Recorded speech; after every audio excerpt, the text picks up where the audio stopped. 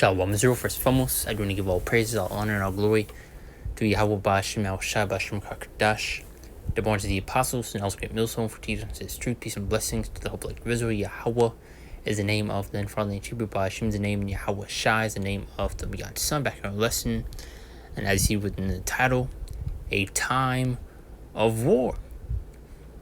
What's going to show the type of times that we are in, and really what's getting ready to unfold. As you see, people today think that Babylon is going to go untouched, that everything's going to be all fine and dandy, that nothing's going to happen.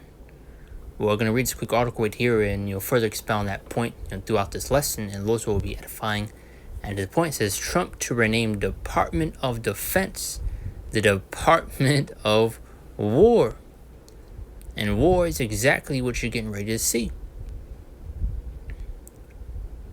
As you've been seeing, the Lord has been stirring, that pot between these nations, seeing these wars and rumors of wars, these tensions furthering, I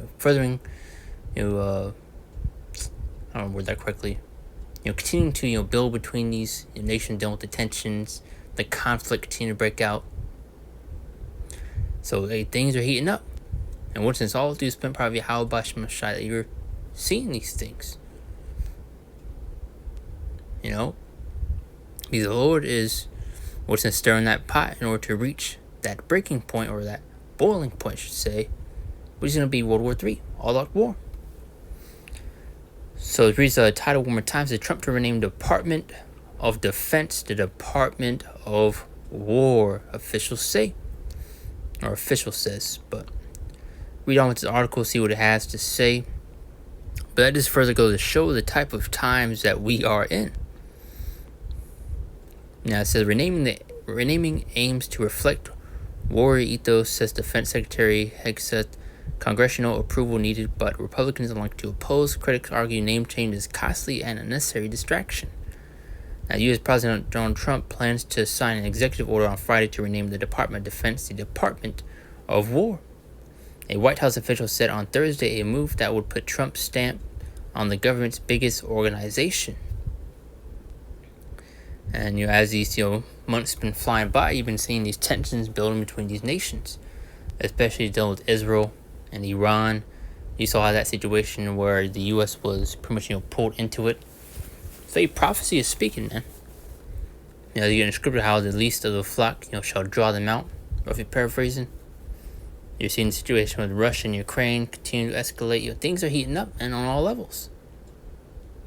We're in a time of war, as we're especially going to get throughout the scriptures. There's a time, let's see, I don't want to mispronounce it.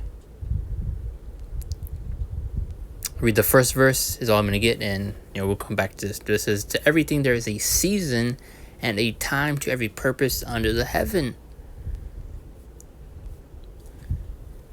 And we'll further get into that, after finish reading this article. Excuse me. Now it says, the order would authorize Defense Secretary Pete Hegseth, the Defense Department, and subordinate officials to use secondary titles such as Secretary of War, Department of War, and Deputy Secretary of War. What do you think they're, changing these things for? There's an official correspondence in public communications according to White House fact sheet. So things are getting ready to pop off, man. And what's in the Lord is one that's stirring that pot. Now you already have, Trump pushing for, the Golden Dome. If I'm correct, that's what they're calling it. Which is similar to the, I want to say Iron Dome. Which, they're wanting to make this the biggest, defense, nuclear defense system and all this stuff. But it ain't gonna work out for you, as you can further get through various scriptures. How those arrows should be as of mighty expert men, none should return in vain. So those arrows are gonna hit his mark. Those arrows speaking of those thermonuclear missiles. But let's see what else we can get from this. I think that's it right there. That's the point. But now let's jump to Ecclesiastes 3. And we're going to read from verse 1. And just going to jump straight to the point on verse 8. But it says, to everything there is a season and a time to every purpose under the heaven. So, what's in further going to show the type of times that we are in. We're not in a time of peace. We're not in a time of love. And I'm going to show you right here via the scriptures of the type of times that we are in. Verse 8.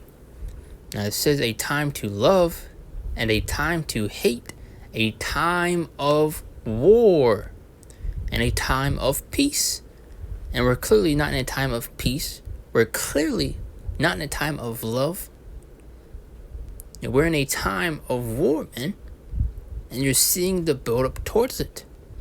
And we've been saying through Spirit Prophet Yahweh Shemashai, starting with the apostles, the elders and down over the great millstone, that Donald Trump would be used as that catalyst, to stir up a lot of division, to bring about chaos.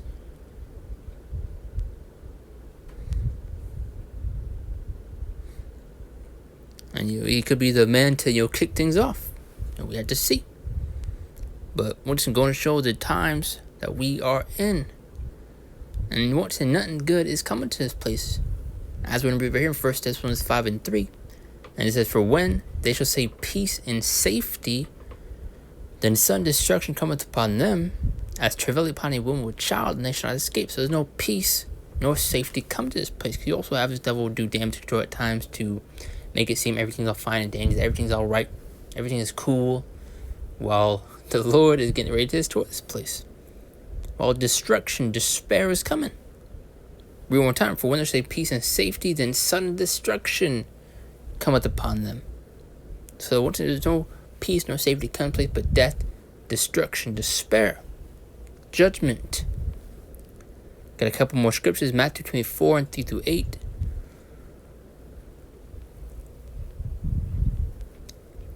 And it says, and I sat upon Mount Olives, the disciples came to him privately, saying, tell us, when shall things be? And what shall be a sign of thy coming, and of the end of the world? Now, list of those things that we would see. And also, when it says the end of the world, this doesn't mean the whole end of the entire earth. But verse 4, and Yahweh shall answer and said to them, take heed that no one deceive you, for many shall come in my name, saying, I am anointed, and shall deceive many. So to be careful and wary of who you're listening to and who you're learning from. As a matter of fact, the Lord is making it clear with who He is dealing with and who He is not. Now, you already have a lot of these false prophets being exposed for their works. Their true intentions. Who they really are. They're not about the Lord, but themselves. Verse 6, main point. And you shall hear of wars and rumors of wars. And these are the things that we are seeing. See that ye be not troubled, for all these things must come to pass, but at the end is not yet. Prophecy still needs to be fulfilled and take place. There's an order to these things. Verse 7.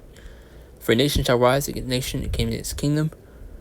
And to be famines and pestilences and earthquakes in the first place, and that's where we're especially seeing. You had that recent earthquake where you had over 1,000+ dead from it. That was well over, I forget exactly how many injured, but it was a high number. But let's continue on to verse 8. All these are the beginning of sorrow, as this is just the start. You get that word, or in the translation, it goes to the beginning of those birth pains. But you can further get in 2 Kings 16:37. As we get closer to the end of this place, those birth pains are going to be at its peak, at its highest. This is why you're seeing a lot of things happening, because we're nearing the end. But this is a book of Joel 3:11-13. Now it says, assemble yourselves, come all you heathen, and which I think it starts with verse 9 if I'm correct. Yeah, as proclaim ye this among the Gentiles, prepare war, wake up the mighty men, let all the men of war draw near, let them come up. So you have the nations are preparing for war, preparing for a fight, are now starting to stand up, which we're going to continue to read. In verse 10, beat your plowshares into swords and your prunics into spears. Let the weak say, I am strong. As in these nuclear advancements that many of the nations are making, are now not taking pretty much any flack from Babylon, from America, and are now starting to put their foot down. So a war is getting ready to take place, and it's going to happen in our lifetime. For those that want to continue to put that thought off, that nothing's going to happen, everything's going to be all right forever, that Babylon's going to go untouched, well, You get inscription in Isaiah 47:1, come sit in dust, O daughter of Babylon. That should be no more tender nor delicate. America will be touched and will be brought low to the lowest part. Now it says in verse 11, assemble yourselves, come all ye heathen, and gather yourselves together round about. These are cause the mighty ones to come down, O Lord. Let the heathen be wakened, and come to the valley of Jehoshaphat, or Jehoshaphat, for there will I sit to judge all the heathen round about. Putting the sick over the harvest is ripe, come get down, for the press is full, the fast overflow, for the wickedness is great, they ready for the picking. Now we got 3 more scriptures, and that's pretty much the point. I came across the article and a thought came to mind. Then with that scripture in Ecclesiastes 3, how there's a time and a season. Or let's go back to that one. Butcher it again. Verse 1, to everything there is a season and a time to every purpose under the heaven. So there's a time and place for everything. And we're not in a time of peace nor love. We're in a time of war. And this right here just further proves that. Changing the Department of Defense to Department of War. So that should just go to show what type of spirit is in the air. In Revelation 11:14, it says the second woe is past, and behold, the third woe cometh quickly. And what is that second woe speaking of? The Second World War. Now what do you think the third woe is speaking of? The Third World War. Giving also into that word woe goes into desolation, despair, the destruction. Is it not war? And behold, the third woe cometh quickly, and that third woe is approaching fast. Approaching quickly, and you're seeing the build up towards it, and the Lord is one that's stirring that pot. Now, Habakkuk chapter 2, verse 3, and it says, for the vision is yet for an appointed time. And what does that vision speak of? These signs, these prophecies, and we're in those appointed times as written and spoken of in the scriptures, further going to show the type of times that we are in. As we're going to further get into 2 Thessalonians 9:1, how we are to measure the times that we're in, which I'll say that after I get this. And that's about the end shall speak and not lie, though it tarry, wait for it, because surely come, it will not tarry, meaning it will not delay. Now, closing scripture is 2 Ezra chapter 9 verse 1. Main point is verse 1. By probably didn't get the full thing. That says, he answered me then and said, measure thou the time diligently in itself. Now, how to measure times? We're read these signs and prophecies. We are nearing the end of this place. We're seeing the wars, the rumors of the wars, the plagues, the pestilences, the judgments. Prophecy is speaking, man, and it's clear. We see it's foggy and unclear to the people of this world, especially done with the 2/3 of our people, man. They just can't see it. They can't wrap it around their head that this place is getting ready to be destroyed. That the Lord is making a statement. Now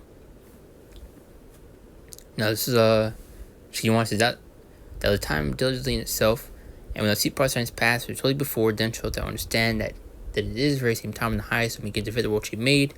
Therefore, when you be seen earthquakes and uproars of the people in the world, then shalt thou understand that the Most High spake those things from the days that were before thee, even from the beginning. So, we're nearing the end. That's the point. Like I said, just quick lesson to the spirit. Wanted to go into that article.